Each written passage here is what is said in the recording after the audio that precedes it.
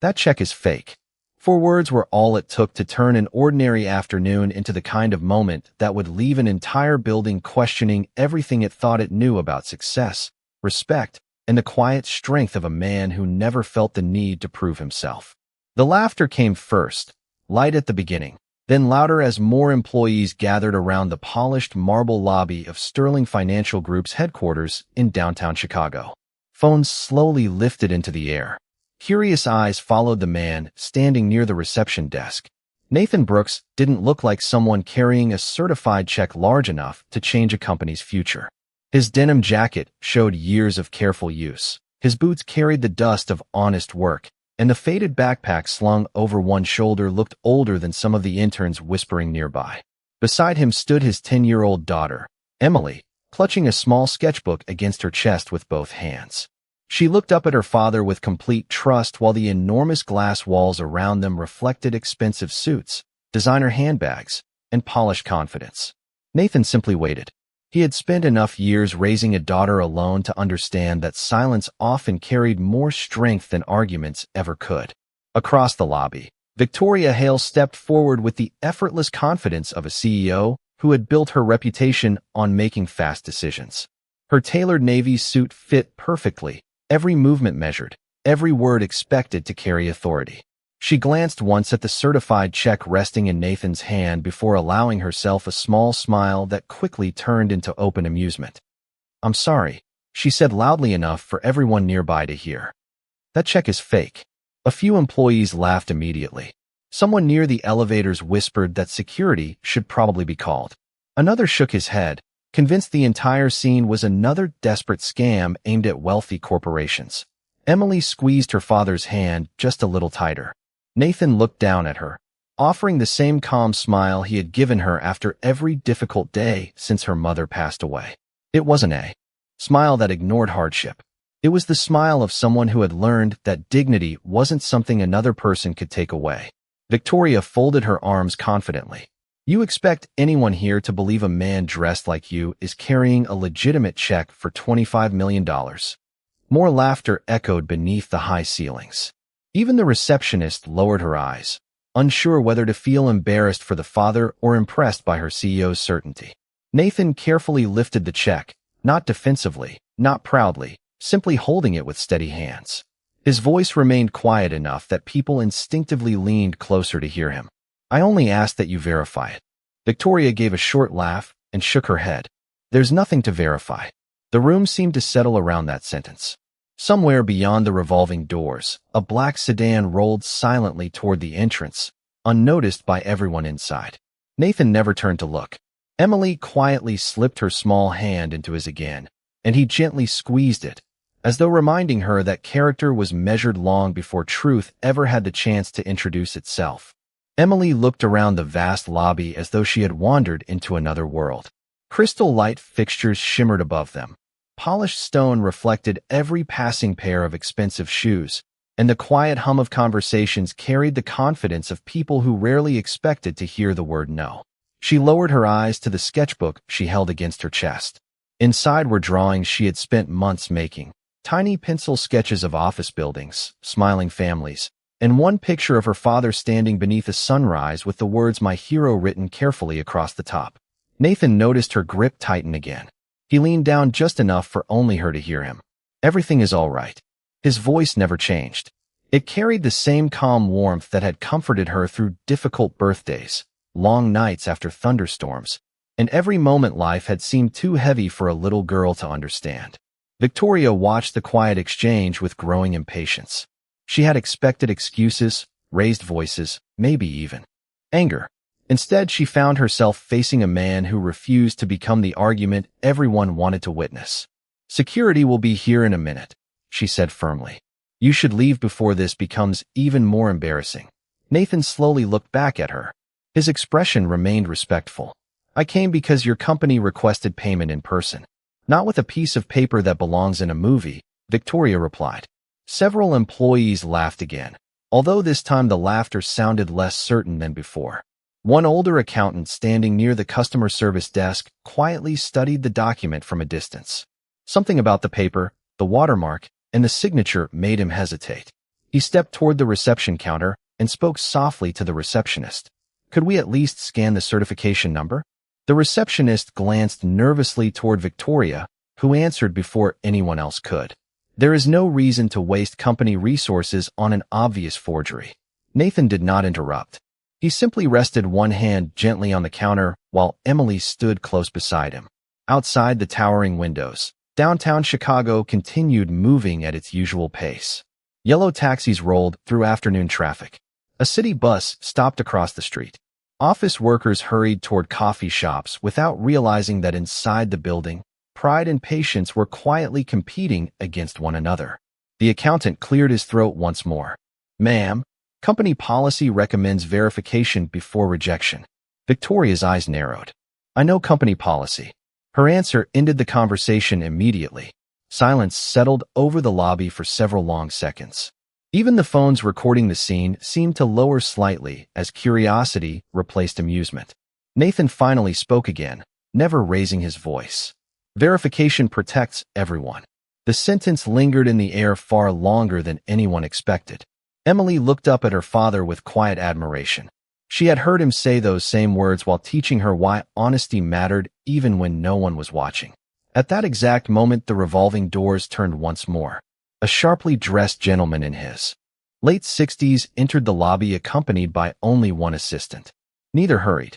Neither announced his arrival. Yet the instant the older accountant recognized him, the color quietly drained from his face, and he straightened his posture without saying a single word.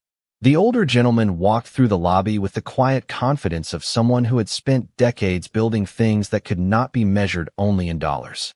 His charcoal suit was elegant without being flashy, and the silver hair at his temples only added to the calm authority in his eyes.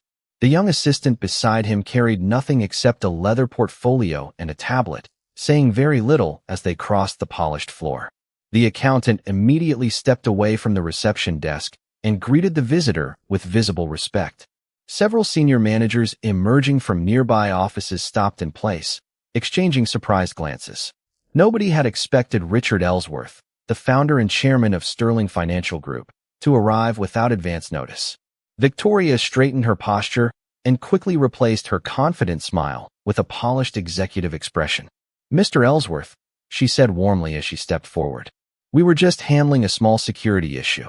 Richard acknowledged her with a courteous nod, but did not immediately answer. Instead, his attention drifted across the lobby until it rested on Nathan and Emily. For a brief moment, his expression became unreadable, almost thoughtful, as though an old memory had quietly returned. Nathan offered a simple nod of respect. Nothing more.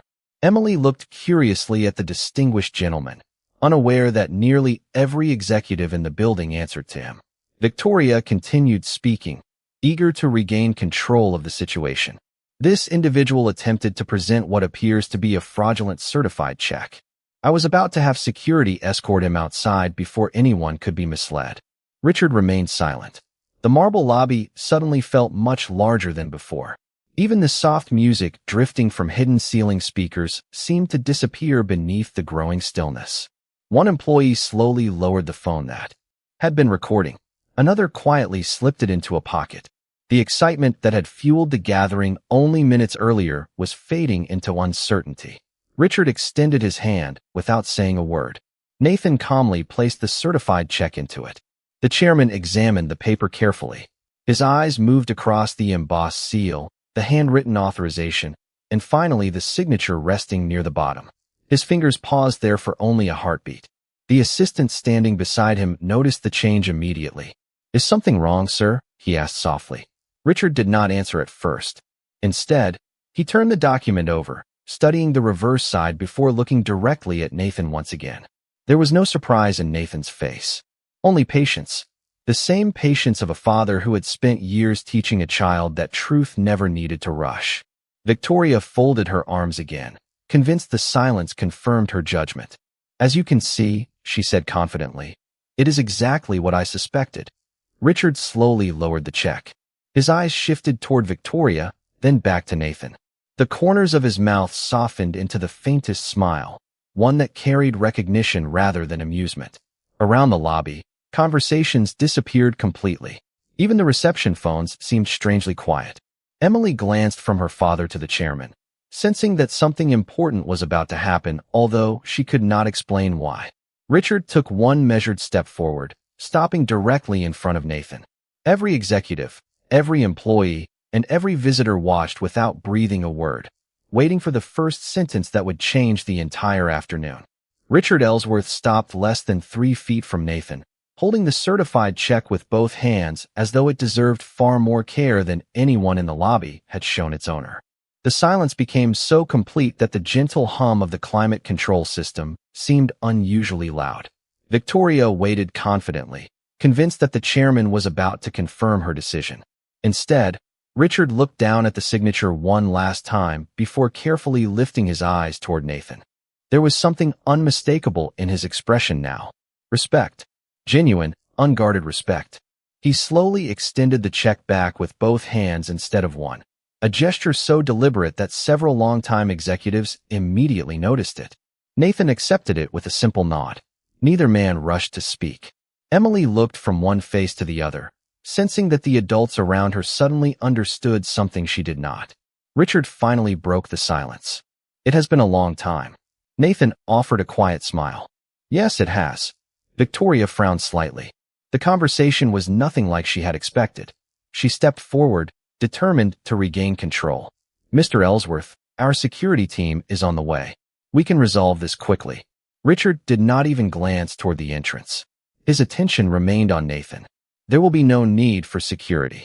His calm voice carried across the marble lobby with effortless authority. Every employee standing nearby instinctively straightened. Victoria blinked. Sir, I am only trying to protect the company. Richard nodded once. Protecting the company begins with protecting its principles. Those words settled heavily over the crowd. The accountant who had requested verification lowered his eyes, quietly relieved that someone had finally said what he had been thinking. Richard turned toward his assistant. Would you please confirm the authorization code through the Legacy Executive Registry? The young assistant immediately opened the secure application on the tablet. Within seconds, his expression shifted from professional concentration to unmistakable surprise. He looked up carefully. The certification is authentic, sir. The authorization number is active.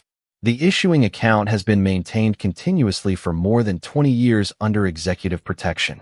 A ripple of whispers spread across the lobby. Victoria looked at the assistant, then at the screen, then back at Nathan. That is impossible, she said almost automatically. I personally review every executive account. Richard answered gently rather than sharply. Not every account. The assistant swallowed before continuing. There are only 3 protected legacy accounts in the entire corporation. Access requires direct approval from the chairman. The words seemed to drain every remaining trace of confidence from the gathering. Employees who had laughed only moments earlier now exchanged uncertain glances. Several quietly slipped their phones into their pockets. Emily looked up at her father with puzzled eyes. Dad, she whispered softly, what is a legacy account? Nathan smiled at her with the same gentle patience he always carried. It is simply something that people take care of for a very long time. Richard heard the answer and smiled faintly. That is exactly right. He took one slow step closer, his voice becoming even warmer. Some things are worth protecting because they remind us who we were before success convinced us we no longer needed humility.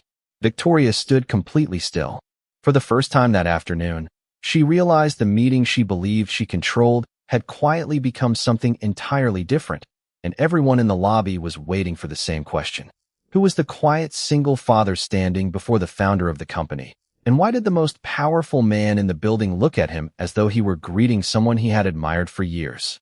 Richard remained where he stood, his calm gaze never leaving Nathan.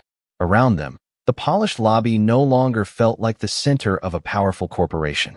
It felt like a classroom where every person present was about to learn the same unforgettable lesson. Victoria searched the faces of the executives surrounding her, hoping someone would explain what was happening, but no one spoke. The older accountant quietly removed his glasses and polished them with a trembling hand. Emily looked up at her father again. Did you know him before today? She asked softly. Nathan smiled with quiet affection. A very long time ago. Richard's eyes brightened. Long before this building existed. A murmur spread across the employees. Sterling Financial Group had occupied this headquarters for nearly 2 decades. Whatever connected these two men reached back even further. Victoria forced a polite smile. Mr. Ellsworth, perhaps there has been some misunderstanding. If this gentleman is a former client, we can certainly arrange a private meeting. Richard slowly shook his head. He was never simply a client. He turned toward the employees gathered around the reception area. Many of you know the company that exists today. Very few know how close it once came to disappearing. Several younger associates exchanged puzzled looks. The company had become one of the most respected financial institutions in America. The idea that it had once struggled seemed almost impossible. Richard continued in the same measured voice. 22 years ago, we faced a crisis that threatened everything we had built. Investors walked away. Banks refused to extend another line of credit. Every expert advised me to prepare for failure. The lobby grew perfectly still. Even those passing near the elevators stopped walking to listen. Richard looked back at Nathan with unmistakable gratitude. While everyone else calculated risk, one man reminded me to calculate character. Nathan lowered his eyes for a brief moment, almost uncomfortable with the attention. You gave yourself another chance, he replied quietly. I only reminded you that people deserved one too. Richard smiled. That reminder changed thousands of lives. Victoria stared at Nathan, trying to connect the humble father before her with the history she had never heard. You were an executive? She asked. Nathan answered gently. No. An investor? No. Then who were you? Nathan paused before speaking, as though titles mattered very little. Someone who believed that a company should never forget the people who trusted it. Richard nodded with complete agreement.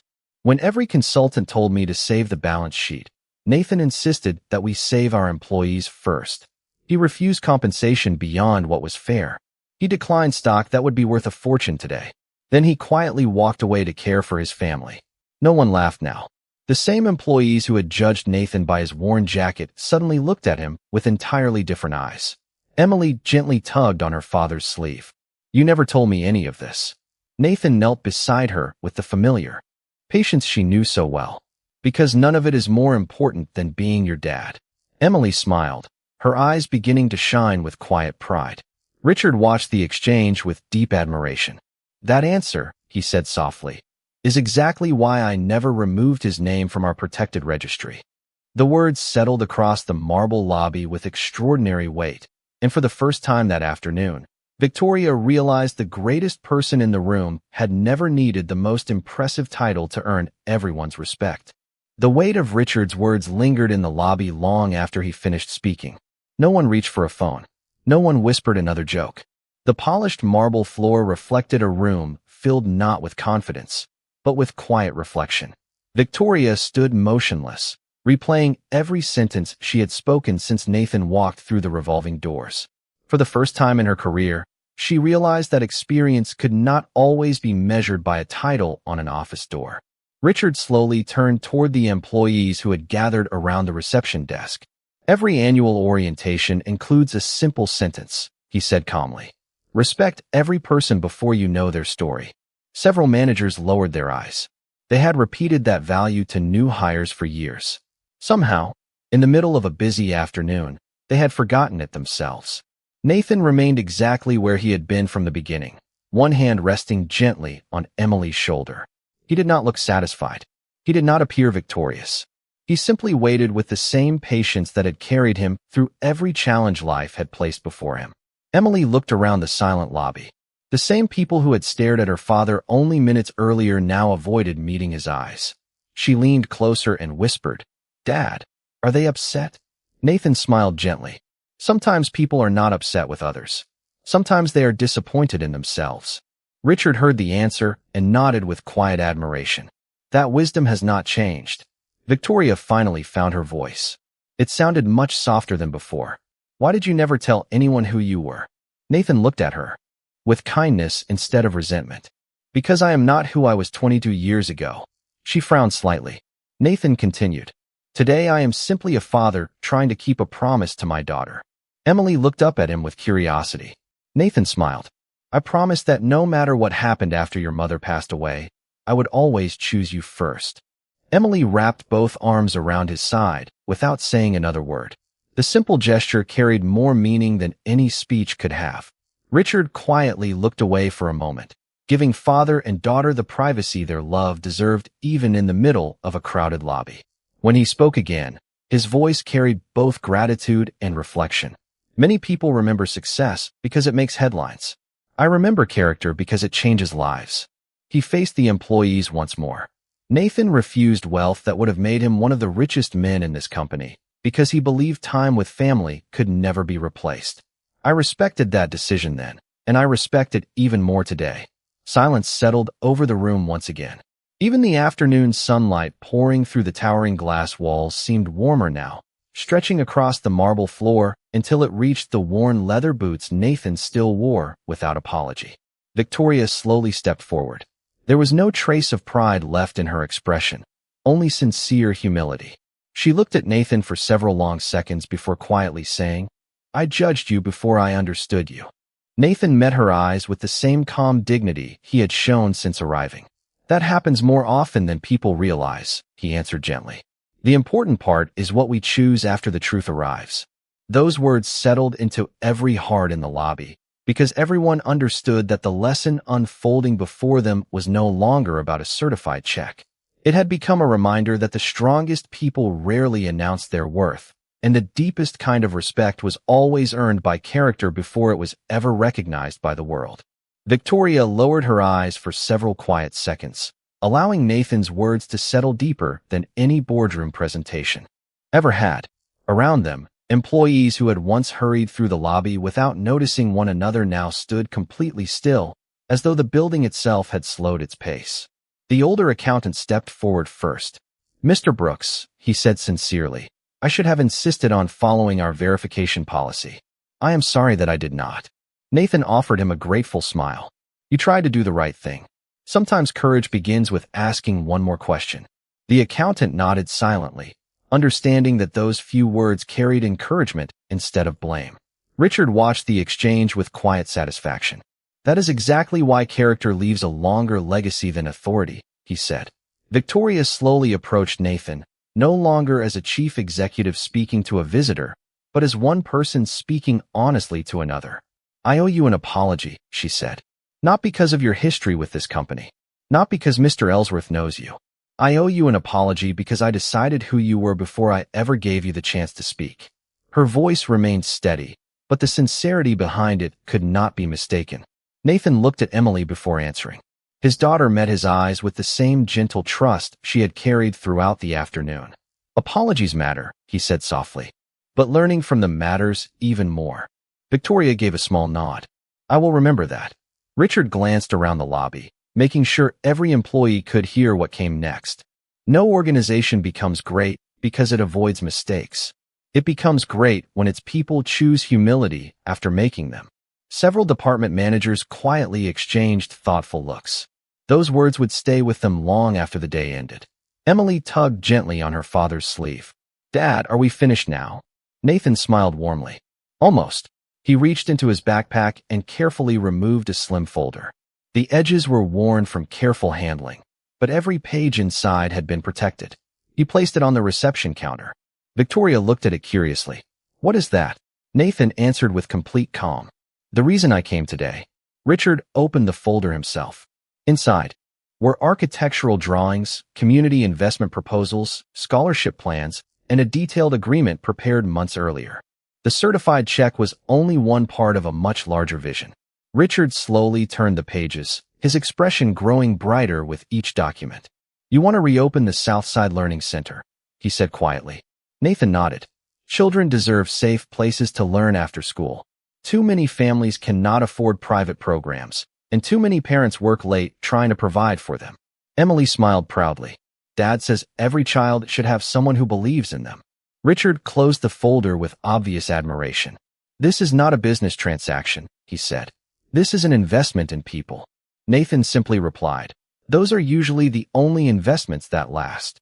The afternoon sunlight stretched farther across the marble floor as complete silence returned once again, but this time it was not the silence of judgment.